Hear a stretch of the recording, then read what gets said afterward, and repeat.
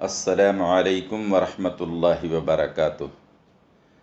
سامعین گرامی، ہمارے بہت سارے کرم فرماؤں اور احباب کرام کا یہ کئی روز سے تقاضا ہے کہ دیوالی کی آمد ہے، ایسے موقع پر ہمارے ہندو بھائی ہمیں مٹھائی کے ڈبے، ڈرائی فروٹ کے ڈبے دیتے ہیں، ان کا لینا اور کھانا جائز ہے یا نہیں۔ میں تھوڑا سا تفصیل کے ساتھ یہ مسئلہ آپ کی خدمت میں عرض کیے دیتا ہوں کہ نان بلیورز، نان مسلم کے گھر میں کھانا کھانے کا شریعت میں کیا مسئلہ ہے۔ اللہ سبحانہ و تعالیٰ نے اپنے مقدس کلام میں سورہ المائدہ کی آیت نمبر 5 میں ایک وصولی بات بتلائی ہے غیر مسلم کے گھر میں کھانا کھانے کے لیے۔ آیت کریمہ ہے، بسم اللہ الرحمن الرحیم، الیوم احل لکم الطیبات وطعام الذین اوتوا الکتاب حل لکم وطعامکم حل لہم۔ مسلمانوں کو مخاطب کر کے اللہ نے ارشاد فرمایا کہ مسلمانوں، آج کے دن سے تمہارے لیے پاک اور طیب کھانے کی چیزیں جائز کر دی گئی ہیں، تم انہیں کھاؤ پیو، اور تمہارا جو کھانا ہے وہ اہل کتاب کے لیے، اور اہل کتاب کا طعام تمہارے لیے حلال کر دیا گیا۔ اس آیت کریمہ کا یہ مفہومی ترجمہ ہے۔ آئیے اب اس کی تفصیل آپ کی خدمت میں عرض کر رہے ہیں۔ دیکھیے، کھانے دو طرح کے ہوتے ہیں، ایک نان ویج اور دوسرا ویجیٹیرین۔ میں سب سے پہلے ویجیٹیرین کھانے کا مسئلہ اور اس کے بعد آگے چل کر نان ویج کا مسئلہ آپ کی خدمت میں عرض کر رہا ہوں۔ اس آیت مبارکہ میں کھانے کی پہلی شرط یہ ہے کہ وہ کھانا محض کھانا نہ ہو، بلکہ وہ کھانا پاک اور طیب اور حلال بھی ہو۔ تو اب مسئلہ یہ ہوا کہ کسی کھانے میں اگر حرام چیز کی ملاوٹ اور آمیزش نہ ہو، اور جس جگہ اور دسترخوان پہ وہ کھانا سرو کیا جا رہا وہاں کوئی ناجائز چیز نہ ہو، مثلا بھنگ کا شربت، بھنگ کے لڈو، یا شراب، یا خنزیر کا گوشت، تو ایسا کھانا پاک اور طیب ہے، چاہے وہ مسلمان کے گھر کا ہو یا غیر مسلم کے گھر کا ہو، اسے کھا سکتے ہیں۔ سرکار دو عالم صلی اللہ علیہ وسلم کے ہجرت کے وقت آپ صلی اللہ علیہ وسلم نے راستے میں کئی غیر مسلموں کے ہاں کھانا کھایا ہے۔ مدینہ منورہ کے قیام کے دوران بھی غیر مسلموں کے ہاں آپ نے دعوت کھائی ہے، اور ایک دعوت میں آپ کو زہر دینے کی کوشش بھی کی گئی، اور صحابہ کرام رضوان اللہ تعالی علیہم اجمعین نے بھی مجوسیوں کے ہاں دعوت کھائی ہے۔ اس لیے غیر مسلم کے گھر میں شادی بیاہ میں یا اس کے ہوٹل میں ویجیٹیرین کھانا کھا سکتے ہیں، جس کی اوپر شرط بیان کی گئی۔ مگر وہ کھانا جو دیوی دیوتاؤں کی بھیٹ چڑھائی جائے، یا ان پر چڑھاوے کے طور پر چڑھایا جائے، یا ان کی طرف اسے کھانے کو منسوب کر دیا جائے، وہ کھانا از روئے قرآن حرام ہے، اس کے کھانے کی قطعاً مسلمان کو اجازت نہیں ہے۔ البتہ تیج تہوار کے موقع پر غیر مسلم حضرات جو کرسمس کا کیک یا ڈرائی فروٹ کے ڈبے یا دیوالی کی مٹھائی دیتے ہیں، اس کا عام مشاہدہ یہی ہے کہ وہ پوجا پاٹ کا پرشاد نہیں ہوتا، کیونکہ وہ پرشاد ان کے ہاں بہت مبارک اور متبرک سمجھا جاتا ہے، وہ غیروں کو نہیں دیتے،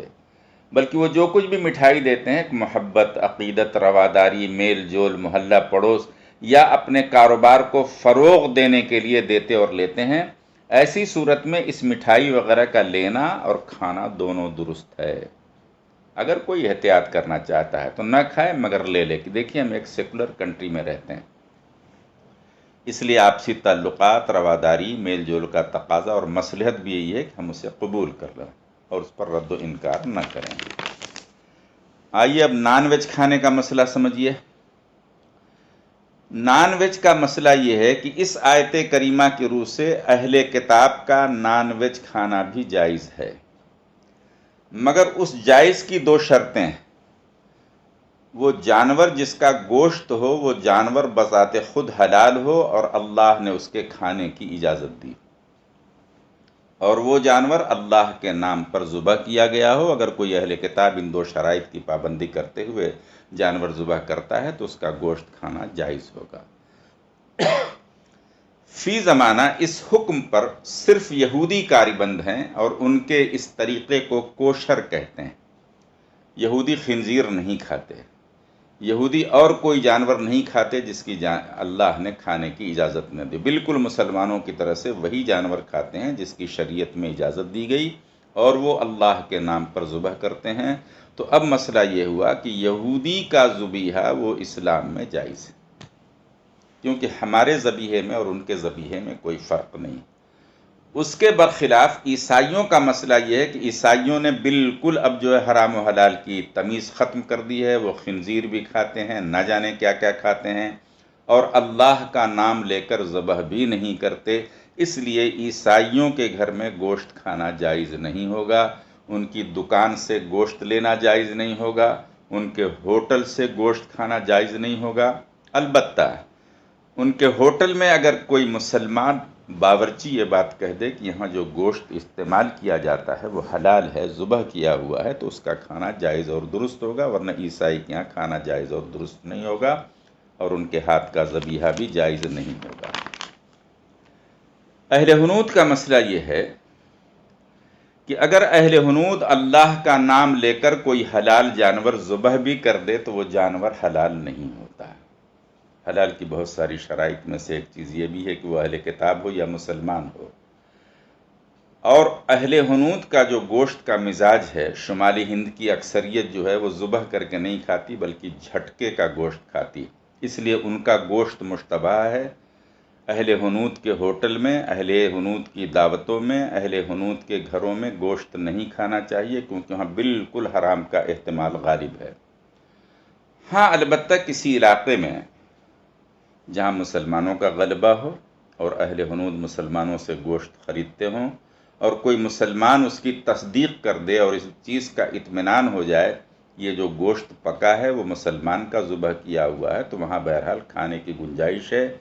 مگر پھر بھی احتیاط کا تقاضا یہی ہے کہ وہاں نہ کھایا جائے۔ ہمارے ہندوستان کے بڑے بڑے مفتیان نے یہ مسئلہ لکھا ہے کہ اگر کوئی اہل حنود یہ گواہی اور بیان بھی دے کہ مسلمان کا ذبیحہ ہے تو اس کی بات کو نہیں لینا چاہیے، احتیاط کا تقاضا یہ ہے کہ اس کے ہاں گوشت نہ کھائیں۔ البتہ جواز کی وہی صورت ہے کہ کوئی مسلمان اس چیز کی تصدیق کر دے تو اس مسلمان کی تصدیق پر ہم اس گوشت کو کھا سکتے ہیں۔ واللہ اعلم۔